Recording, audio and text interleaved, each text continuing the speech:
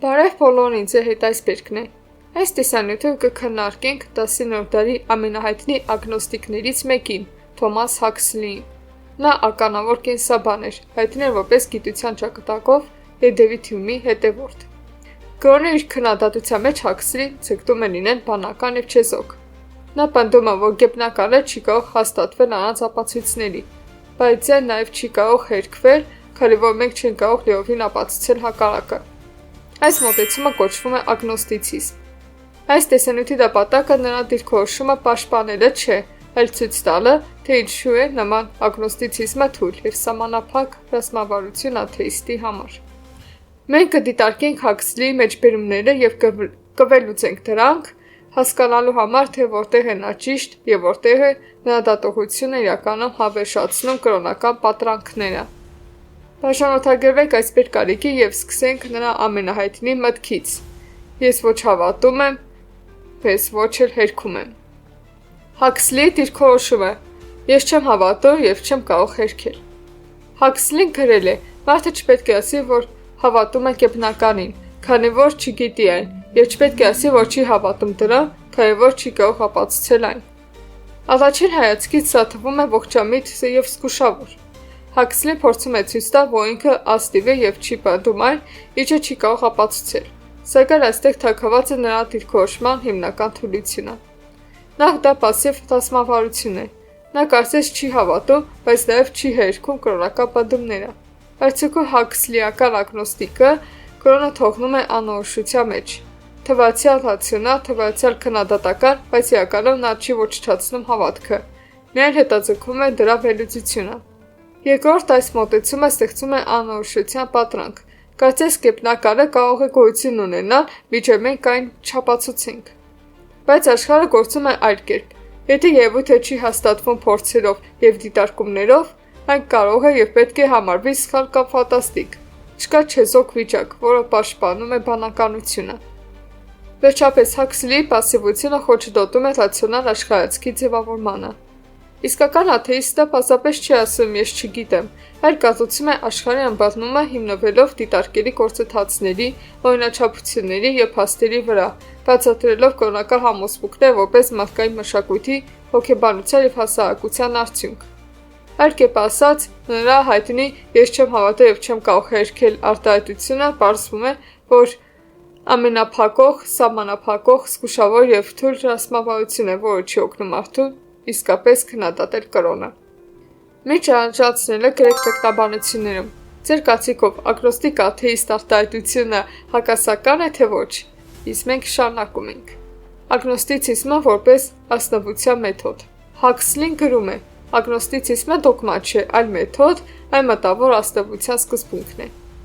Առաջին հայացքից սա լավ է հնչում։ Նա փորձում է ցույց տալ, որ կրոնին չհավատալը առանց այն շղթելու ենթադրաբար բանական է և ազնիվ է։ Շատերը կարող են մտածել, այո, դա ազնիվ է, չափազանց շատ բան չվերցնելով։ Սակայն այստեղ կան մի քանի կարևոր խնդիրներ։ Նախ Հաքսլիի մեթոդը գերադասում է իրականության վերլուծությանը։ Նրա ազնվությունը վերածվում է զգուշավորության, մինչև պասիվության աստիճանի։ Նա կարծես ասում է. «Ես չեմ հավատում, բայց չեմ կարող շղթել» և թողնում է։ Իրականում աթեիստի համար կարևոր է ոչ միայն զերծ մնալ պնդումներից, այլև ակտիվորեն ուսումնասիրել աշխարհը և զարգացումներ անել հիմնվելով դիտարկված փաստերի վրա։ Երկրորդ, նրա մեթոդական զգուշությունը չի ցրում կրոնական թյուրըմբռնումները։ Ագնոստիկ դիրքորոշումը տեղ է թողնում հրաշքների, աստվածների և գետնականի հանդեպ հավատքի համար։ Այն թվում է հիմնավոր, բայց իրականում այն հասարակության մեջ հավերժացնում է առասպելներն ու վախը, փոխարենը բացատրելու, թե ինչու է կրոնը առաջացել և ինչպես է այն գործում։ Վերջապես, իսկապես ռացիոնալ մոտեցումը չի պահանջում մասնավորություն ապացույցների պասիվ սպասման տեսքով։ Այն պահանջում է տրամաբանական վերլուծություն, դիտարկում և երևույթների բացատրություն օբյեկտիվ պատճառներով։ Օրինակ, կրոնական համոզմունքները կարելի է հասկանալ որպես պատմական, սոցիալական և հոգեբանական ապացույցներ, և դրանք հերքելու համար անհրաժեշտ չէ սկսել անհնարինի ապացույցի։ Այսպիսով, Հաքսլիի ագնոստիցիզմը որպես ազնվության մեթոդ բառերով գրավիչ է թվում, բայց գործնականում այն թույլ գործիք է կրոնը քննադատելու համար, թողնելով դրա ուժն ու հեղինակությունը գործնականում անփոփոխ։ Գիտելիքի սահմանափակումները։ Հաքսլին պնդում է. Անհնար իմանալ բոլոր երևույթների պատճառները, եւ մենք պետք է սահմանափակվենք նրանով, ինչը կարելի է դիտարկել եւ եսակացնել։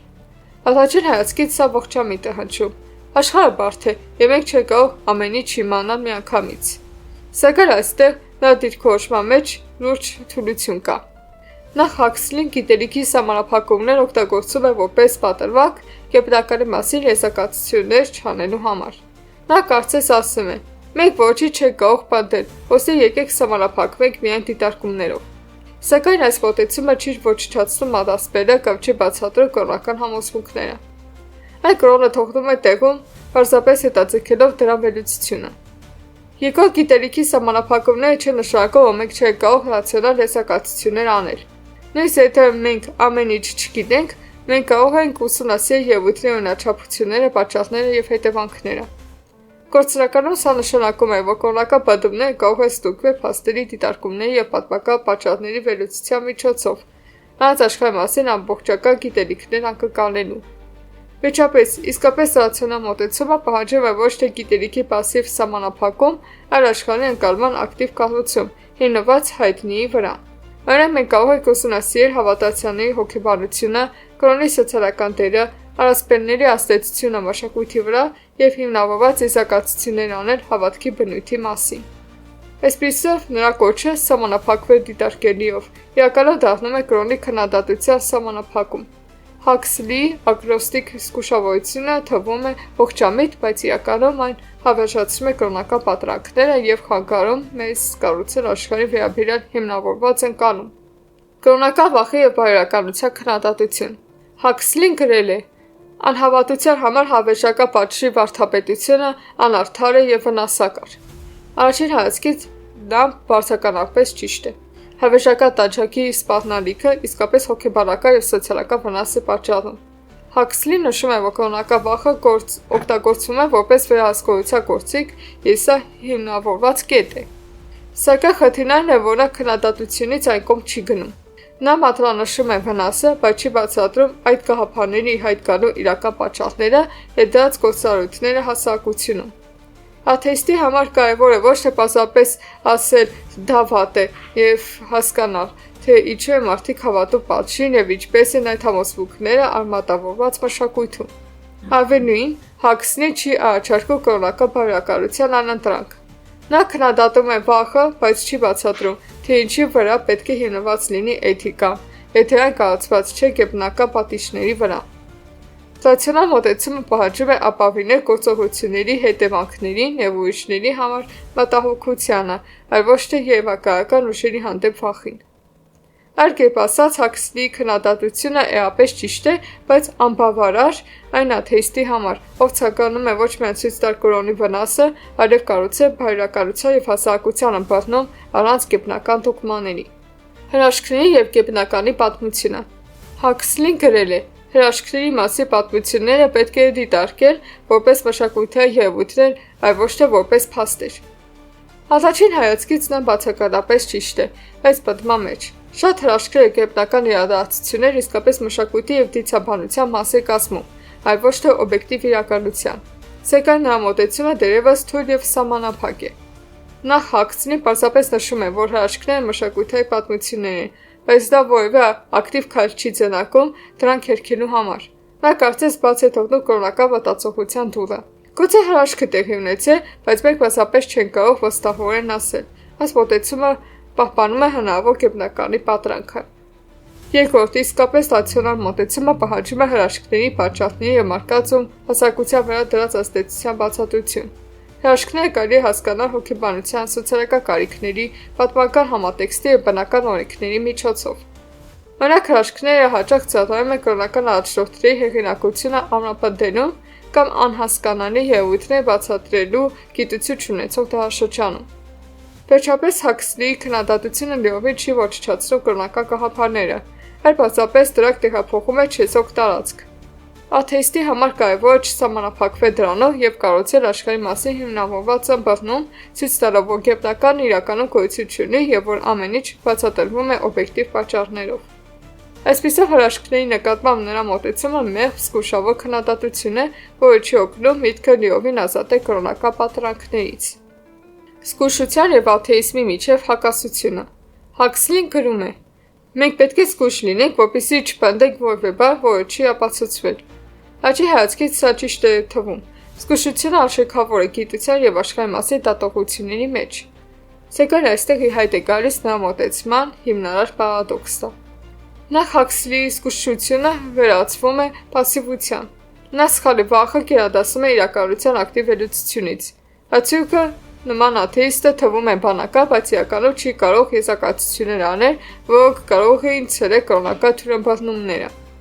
Երկրորդ, այս մեթոդը հակասում է աթեիստի իրական ռացիոնալ դիրքորոշմանը։ Իսկական աթեիստը օգտագործում է դիտարկելի փաստեր, պատճառահետևանքային կապեր եւ պատմական համատեքստ, աշխարհի եւ կրոնի բնույթի մասին եզրակացություններ անելու համար, նույնիսկ եթե նա ամեն ինչ լիովին չգիտի։ Անհնարինի ապացույցի սպասելը միայն խանգարում է քննադատական մտածողությանը։ Վերջապես Հաքսլիի զգուշավորությունը կրոնական ապացույցները թողնում է անփոփոխ։ Նրա մեթոդը թվում է խելամիտ, բայց իրականում այն հավերժացնում է գերնականի պատրանքը, փոխարենը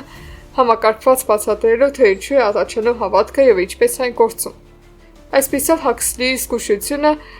առաքելությունից վերածվում է սահմանափակող գործոնի, որը խոչընդոտում է աշխարհի ճիշտ ըմբռնման եւ կրոնի նկատմամբ քննադատական մոտեցման զարգացումը։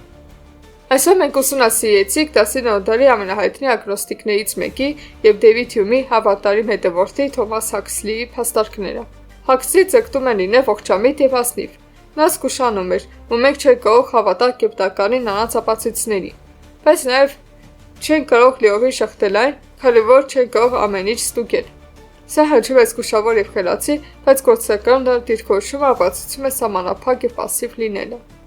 Նա պնդում է, որ ագնոստիցիզմը ազնվության մեթոդ է, որ գիտելիքը սահմանափակ է եւ որ հրաշքների մասի պատմությունները պետք է դիտարկել որպես մշակութային երևույթներ, այլ ոչ թե փաստեր։ Այս մոտեցումը մասամբ ճիշտ է, բայց Հաքսլին հաստատել է եզրակացություններ անում, որ կարող են իսկապես ցրել կրոնական պատրանքները։ Նրա զգուշությունը եւ ապացույցի անհնարինության վրա շեշտը հավերժացնում է գերնականի պատրանքը։ Չեն կարողանում բացատրել, թե ինչու է մարդիկ հավատում եւ չեն կարողանում ցույց տալ, թե ինչպես կարող է բարոյականություն ու հասարակությունը գոյություն ունենալ նրանց կրոնի։ Իսկական մոտեցումը պահանջում է ինչ-որ այլ բան։ Աշխարհը վերլուծել դիտարկելի փաստերի, պատճառահետևանքային կապերի եւ օրինաչափությունների հիման վրա, հասկանալ, թե ինչպես են առաջանում կրոնական համոզմունքները բացատրել բարոյականությունը մարդկային վարքագիծը, առանց գերբնական ուժերի դիմելու։ Սա պարզապես ես չեմ հավատում դրան, չէ, այլ աշխարհի ակտիվ ուսումնասիրություն եւ բացատրություն։ Հաքսլին իր ժամանակի խելացի եւ աստիվ մտածող էր, եւ նրա զգուշությունը կարող է գրավիչ թվալ, բայց գործնականում այն չի ոչնչացնում մարզպետները կամ չի ազատում միտքը վախից եւ մոլորությունից։ Իսկապես խելամիտ աթեիստ լինելու համար մարդ պետք է անցնի пассив, ես չեմ կարող շղթել դա սահմաններից այն կողմ եւ աշխարհի մասին իր ըմբռնումը հիմնի օբյեկտիվ փաստերի վրա, այլ ոչ թե անհնարինի ապացույցների սպասելու վրա։ Հավանեցիք տեսանյութը, ուրեմն կիսվեք նրանով ձեր էջերում։ Դիտեք նաեւ ինչու են ագնոստիկները սխալ տեսանյութը։ Հղումը տեղադրված է նկարագրությունների մեջ։ Մինչ հանդիպում։